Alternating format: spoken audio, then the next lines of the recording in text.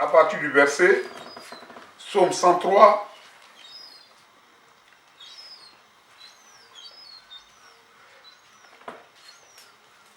à partir du verset 8.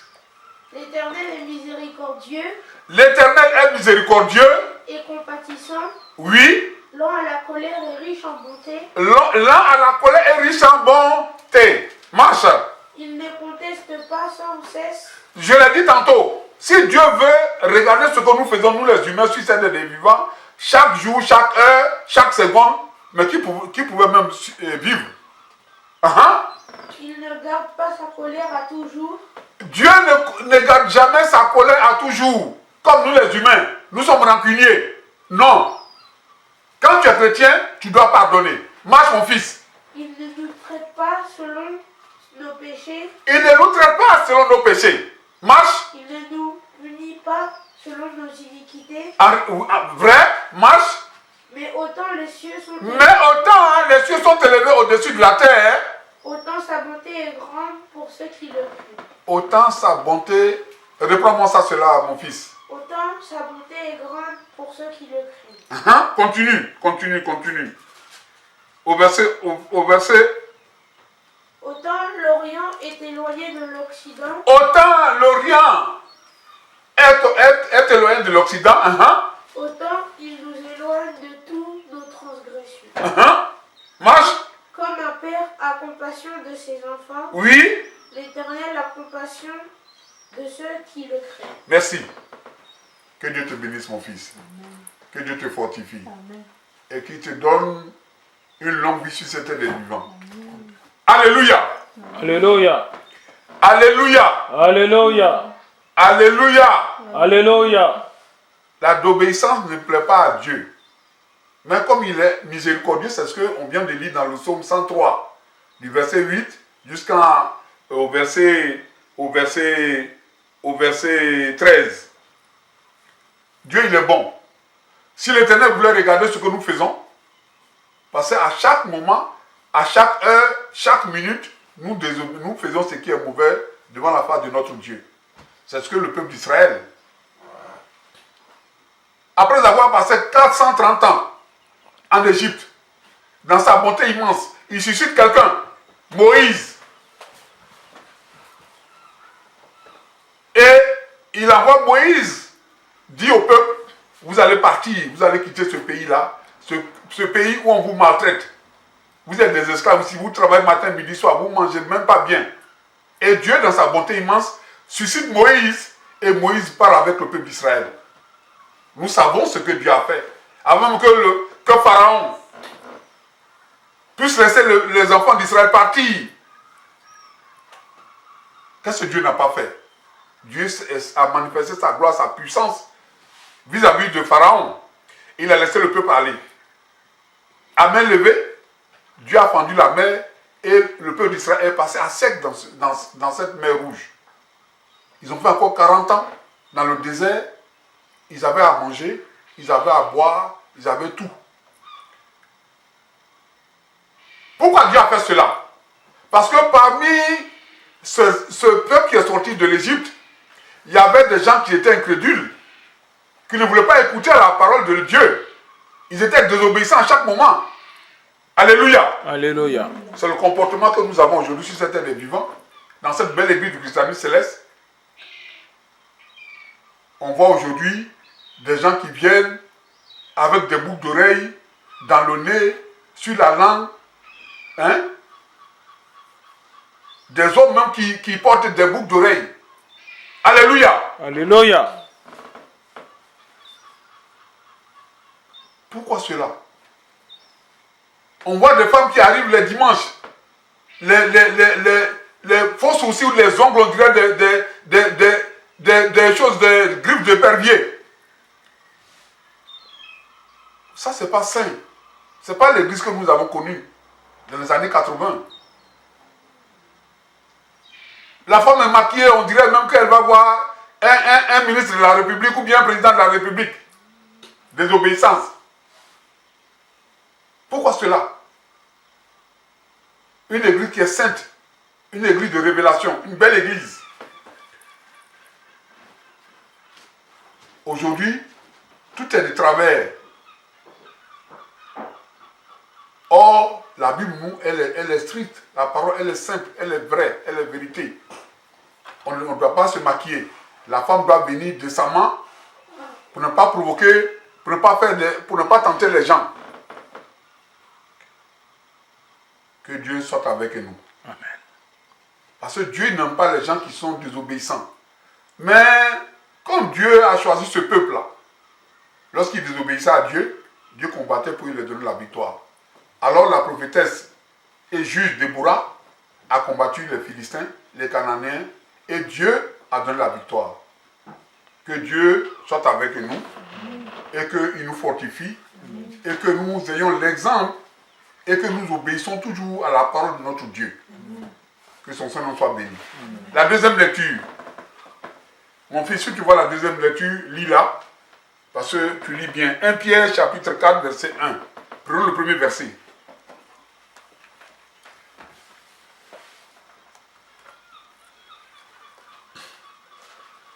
1 Pierre chapitre 4, à partir du verset 1er. La parole nous dit quoi? Ainsi donc, ayant souffert dans la chair, oui, vous aussi armez-vous de la même pensée, car celui qui a souffert dans la chair en a fini avec le péché. parce que Christ, notre Seigneur, Christ Jésus-Christ, notre Dieu, notre roi, notre Rédempteur, celui-là aussi a souffert dans la chair. Il a souffert pour nous. C'est ça qu'il dit dans le livre de Jean, chapitre 3, il dit, Dieu a tant aimé le monde qu'il a envoyé son Fils en sacrifice. Et celui qui croit en ce Fils-là, il a la vie éternelle. Que Dieu son nom soit béni. Amen. Continue mon fils. Afin de vivre, non plus selon les convoitises des hommes. Les convoitises d'aujourd'hui, l'argent, les biens de ce monde qui nous envoient à la perdition. Marche mon fils. Mais selon la volonté de Dieu, Nous devons faire la volonté de Dieu pendant le temps qui lui reste à vivre. qui nous reste sur cette terre des vivants. Nous devons faire la volonté de Dieu, seulement la volonté de Dieu. Ça n'est pas dit qu'on ne doit pas chercher l'argent, on ne doit pas aller au travail, non. Mais nous devons faire plus la volonté de Dieu. C'est obéir à Dieu. Marche. Dans la chair. Uh-huh. C'est assez, en effet, d'avoir dans le temps passé accompli la volonté des païens, Uh-huh. en marchant dans le dérèglement, les convoitises et l'ivrognerie, Uh-huh. les orgies, Uh-huh. les idolâtries, Oui. criminels. Uh-huh. Aussi trouve-t-il étrange que vous ne vous précipitiez pas avec eux dans les mêmes débordements. Merci mon fils. Prends à partir du verset 7. La fin de toute chose est proche. La parole nous dit que la fin de tout cela est proche. Mes frères, mes soeurs, dans le Seigneur, mes bien-aimés. La fin est proche. La fin de toute chose est proche. On doit faire quoi? Marche. Soyez donc sages Nous devons être sages, obéissants, comme je l'ai dit tantôt. Uh-huh. et sobres. Sobre, ça dit effacer. N'est pas orgueilleux, parce que Dieu n'aime pas l'orgueil. Dieu n'aime pas aussi les orgueilleux. C'est ce que ça veut dire être sobre. Ça dit effacer. Savoir recevoir son prochain. Avoir l'amour du prochain. Ne pas être envieux, mais être effacé. Être humble. Parce que Dieu aime les humbles. Il résiste aux orgueilleux. Marche mon fils. Pour vaquer à la prière. Et on doit beaucoup prier. Parce que l'âme du chrétien, c'est la prière. Sans la prière, nous sommes vides. Sans la prière, on ne peut rien faire. Matin, midi, soir, chaque 3 heures, où que tu sois, tu dois invoquer Dieu. Dieu nous dit quoi dans le livre de Matthieu, chapitre 26. Si la maman de la paroisse, maman Goyi, elle a cette... Matthieu, chapitre 26, à partir du verset 40 à 41. On va entendre quelque chose de très important. Matthieu, chapitre 26, verset 40 à 41. Matthieu, chapitre 26. Matthieu chapitre 26, verset 40 à 41. La parole nous dit quoi? La parole nous enseigne quoi? Tu gardes le fil, hein, fiston. Et il vint vers les disciples. Matthieu chapitre 26, verset 40. Et il vint vers les disciples Jésus vient vers les disciples, hein? qu'il trouva endormis. Ils ont commencé à dormir, ses disciples. Hein? Et il dit Et Jésus dit à Pierre, vous vous n'avez donc pu veiller n'avez même pas tenu une heure avec moi? simplement pour prier là, vous commencez à ronfler, à dormir. Marche maman. Veillez et priez, Veillez et priez. afin que vous ne tombiez pas dans la tentation. Hein? L'esprit est bien disposé, L'esprit est bien disposé. mais la chair est faible. Merci. Que Dieu te bénisse maman. Amen. La parole nous dit que la chair est faible. Mais l'esprit est disposé. Donc ça veut dire quoi? Que nous devons toujours être dans la prière. Le matin, tu te lèves, 6 heures du matin, tu te mets à genoux. Seigneur, voilà la journée. Sanctifie, purifie cette journée. Pour qu'elle soit meilleure, pour que je parte au travail et que je revienne sur le trou de ma famille au nom de Jésus. Mais cela, c'est une grande prière. Hein? Quand tu dis cela, Dieu t'accompagne. Parce que Dieu, il est esprit. Il entend ses prières et l'armée céleste Jéhovah Sabaoth t'accompagne et il te ramène ses secours au nom de Jésus. Continue ta lecture, mon fils. On était à partir du verset. Prends au verset 9. Exercer l'hospitalité Exercer l'hospitalité. les uns envers les autres, murmure, Oui. comme de bons dispensateurs Oui. des diverses grâces de Dieu, que chacun de vous mette au service des autres le don qu'il a reçu. Si quelqu'un parle, que ce soit comme annonçant les oracles de Dieu. Arrête un peu, mon fils. Dieu nous dit quoi? Si tu es visionnaire, si tu es prédicateur, si tu es choriste, tu dois mettre ce don-là au profit des enfants de Dieu, mais pas pour les escroquer. C'est ce qu'aujourd'hui, moi je suis prophète des nations, mais ce que nous voyons aujourd'hui dans cette belle église, les visionnaires sont le mot qui tue notre église.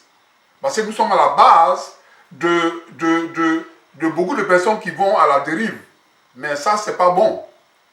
Je le dis à mes pères, prophètes des nations, des visionnaires qui envoient les enfants de Dieu à la perdition. Tu sais que le frère, il n'a pas les moyens dans l'église. Il ne travaille même pas. Il vient vers toi, il t'explique son problème. Toi, en tant que prophète des nations, tu dois lui porter assistance spirituelle. Si Dieu dit dans sa parole, nous avons reçu gratuitement, nous devons aussi donner gratuitement. Mais pas escroquer des gens jusqu'au point où les gens sont contraints de quitter l'église, de quitter la paroisse. Que cela ne soit pas pour nous. Que cela ne soit pas pour nous. Amen. Que cela ne soit pas pour nous. Amen. Parce que Dieu, il nous envoie ses enfants dans l'église et pour qu'ils soient restaurés, pour qu'ils soient bien, pour qu'ils soient heureux. Ésaïe chapitre 61, premier verset. Il nous dit quoi? Ésaïe chapitre, le frère Josué, lève-toi, tu trouves le livre de Ésaïe chapitre 61, premier verset. Tu le lis. Lève-toi et tu lis la parole. Ésaïe chapitre 61, premier verset.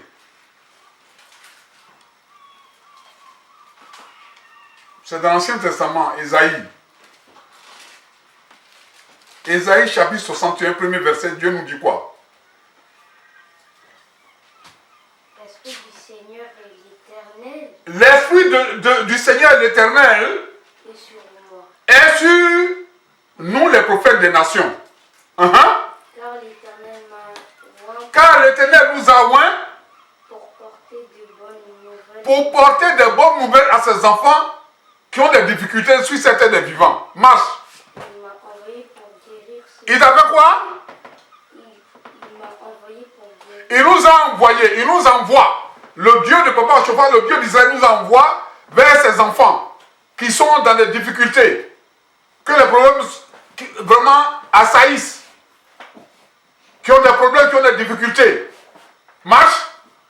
ceux qui ont le cœur brisé, Ceux qui ont le cœur brisé, pour proclamer aux captifs nous devons proclamer aux captifs, aux gens qui sont dans les chaînes de Satan et de ses suppôts, la quoi?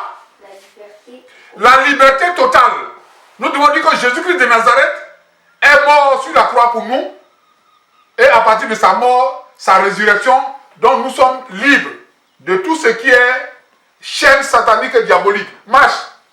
et aux prisonniers la délivrance. Nous qui étions hier prisonniers de Satan et de ses suppôts, des sorciers. Pour publier Nous devons publier une année de une année de grâce de l'Éternel de Dieu. et un jour de vengeance Et un jour, comme aujourd'hui, c'est la vengeance, dans le premier livre que nous avons, dans le premier texte de Juge, chapitre 5. de notre Dieu. Merci mon fils, que Dieu te bénisse. Ce jour, la lecture d'aujourd'hui, c'est une lecture de vengeance de notre Dieu. Parce que si Dieu est avec nous, qui peut s'élever contre nous? Psaume 125. Dieu nous dit quoi? Psaume 125. Psaume 125. Sont comme la montagne de Sion, Qui reprends-moi ça? ceux qui se confient à l'Éternel. Ceux, on dit bien, ceux qui se confient en Dieu, en Jésus-Christ de Nazareth, Sont comme la montagne de Sion, sont comme un rocher puissant. Marche. elles ne chancellent point, Le rocher ne chancelle jamais.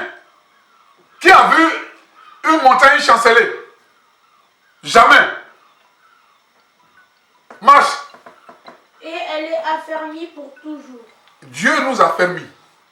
Dieu a fermé tous les célestes du monde entier parce que notre Dieu, le Dieu de Chauffard, c'est un Dieu puissant, redoutable. C'est lui qui nous a fermis. Marche mon fils. Des montagnes entourent Jérusalem, C'est Dieu là qui nous entoure.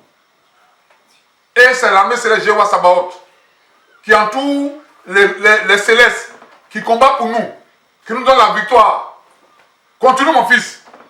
ainsi l'Éternel entoure son peuple, dès maintenant et à jamais. Psaume 121.